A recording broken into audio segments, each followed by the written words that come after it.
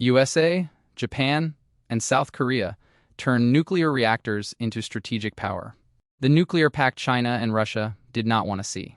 The United States, Japan, and South Korea have signed a trilateral memorandum of cooperation on small modular reactor deployments in third countries, turning civil nuclear energy into a sharper tool of alliance politics.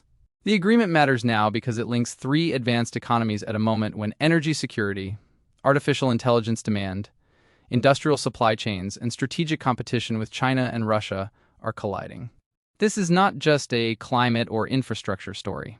It is a signal that Washington, Seoul, and Tokyo want to compete together in the global nuclear export market, rather than leaving emerging nuclear states to rely on Russian or Chinese technology, finance, and long-term fuel relationships. What the agreement means. The agreement focuses on small modular reactors, or SMRs, which are smaller nuclear reactors designed for more flexible deployment than traditional large-scale plants. The State Department framed the pact as cooperation on SMR deployments in other countries, meaning the three governments are looking beyond domestic power grids and towards export markets, partner countries, and strategic energy influence. That detail is crucial. A nuclear reactor export is not like selling ordinary infrastructure. It can bind a customer country to decades of technical support, regulation, fuel services, safety cooperation, financing, training, and diplomatic alignment. A country that chooses a reactor partner often chooses a long-term strategic relationship. The U.S. brings diplomatic reach, non-proliferation architecture, finance tools, national laboratory expertise, and advanced reactor companies. South Korea brings a serious construction record, a deep nuclear industrial base, and export credibility after its role in building the UAE's Baraka nuclear plant. Japan brings high-end nuclear engineering, heavy industry, reactor components, and a renewed domestic nuclear policy after years of post-Fukushima hesitation. Together, the three are trying to create something none of them can fully deliver alone: a credible democratic nuclear supply chain with the scale, technology, and political backing to challenge state-backed competitors. The history behind the pact. The political foundation was laid at Camp David in August 2023, when the leaders of the U.S., Japan, and South Korea declared a new era of trilateral partnership. That summit was not limited to military cooperation. It joined security, economic resilience, technology, supply chains, and regional deterrence into one wider framework. That mattered because Japan and South Korea have a difficult historical relationship rooted in Japan's colonial rule over Korea from 1910 to 1945. For decades, that history limited how far Seoul and Tokyo could cooperate, even though both were close U.S. allies. The Camp David process did not erase those tensions, but it created a structure where shared threats from North Korea, China, and supply chain vulnerability became strong enough to pull the three closer. NATO is also part of the backdrop. The alliance's 2022 strategic concept said NATO would strengthen dialogue and cooperation with Indo-Pacific partners on shared security challenges. And NATO has increasingly treated Japan and South Korea as important partners in a connected Euro-Atlantic and Indo-Pacific security environment. That is why a reactor deal at a NATO summit is symbolically important. It shows that the alliance agenda is no longer only tanks, missiles, and troop numbers. Energy, infrastructure, reactor exports, technology standards, and supply chains are now part of the same strategic battlefield. Why? Nuclear energy is back. Nuclear power has returned to the center of energy strategy because governments face three pressures at once: decarbonization, energy security, and surging electricity demand from data centers and AI. The International Energy Agency has argued that SMRs, alongside large reactors delivered on time and on budget, could help advanced economies reclaim nuclear technology leadership while supporting energy security and emissions goals. South Korea is already one of the world's most prominent nuclear energy countries. It has 26 reactors providing about a third of its electricity and has exported technology abroad, including through the UAE's Baraka program. Japan's position is more complicated. Fukushima in 2011 transformed domestic politics and public trust around nuclear energy, but Tokyo is now reassessing nuclear power because it remains heavily dependent on imported energy. Japan's current energy direction includes a target of around 20% nuclear electricity by 2030 to 2040.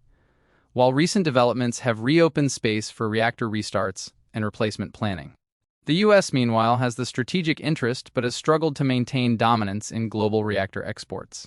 A trilateral model gives Washington a way to combine American strategic authority with Korean build capability and Japanese industrial depth.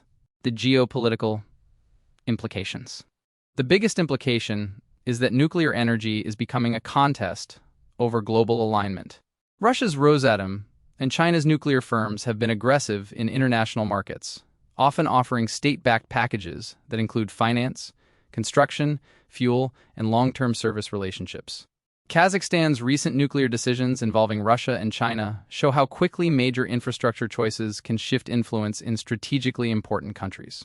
For Washington, Tokyo, and Seoul, the message is clear. If democratic allies do not offer credible reactor options, other powers will. That matters in Southeast Asia, Central Asia, Eastern Europe, the Middle East, and Africa, where governments want reliable power, industrial growth, and lower carbon electricity, but may lack mature nuclear regulatory systems. SMRs are especially attractive because they promise modular construction, smaller footprints, and possible deployment in places where conventional reactors are too large or financially difficult. But the promise remains partly unproven. Western SMRs still face major questions over cost, licensing, fuel supply, waste, financing, and whether factory-built reactor fleets can actually deliver the savings advocates claim. That creates both opportunity and risk. If the US-Japan-South Korea Pact helps standardize safe designs, build trusted supply chains, and support responsible regulation, it could reshape the nuclear market. If it becomes another announcement without deployable projects, Russia and China will continue to benefit from being able to offer more integrated state-backed deals. Why? NATO was the stage. The NATO setting gives the agreement added strategic weight. It places energy technology inside a wider security conversation about deterrence, resilience, and allied burden sharing. It also reinforces the idea that Indo-Pacific security and Euro-Atlantic security are increasingly linked. North Korea's nuclear and missile programs are one part of that link. China's industrial and military rise is another. Russia's war in Ukraine and use of energy leverage have also taught Western governments that infrastructure dependency can become political vulnerability.